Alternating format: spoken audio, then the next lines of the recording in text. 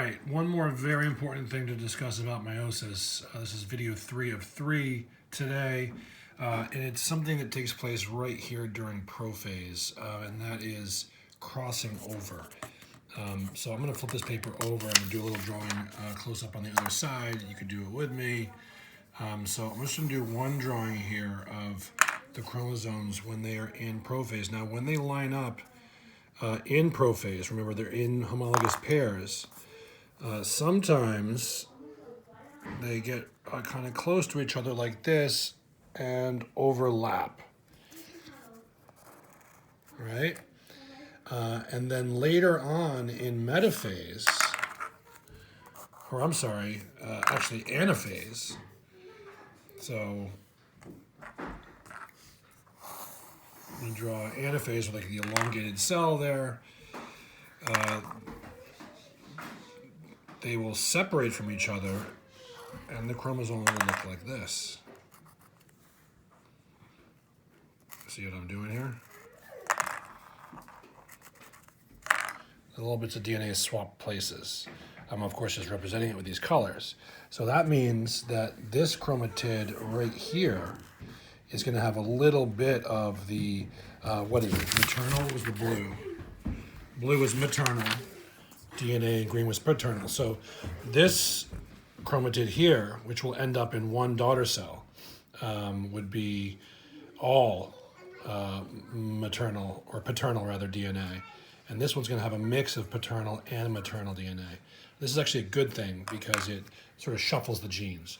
And there's two major things about this process, and this is very important. So write this down for yourself really clearly.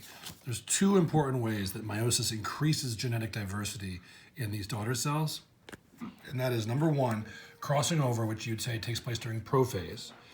And two is what's called the independent assortment of chromosomes. And that's what we kind of got at a little bit before in the first video, which is there's no rule that says the green has to be on this side and the blue has to be on this side. In other words, the paternal and maternal do not need to be on one side of the metaphase plate only. Notice how they lined up independently of each other. As long as a chromosome pair has its pair, it's not really paying attention to what the other pairs are doing. So we might get a blue on this side, a blue on that side. Imagine this with 23 pairs of chromosomes, not just 2.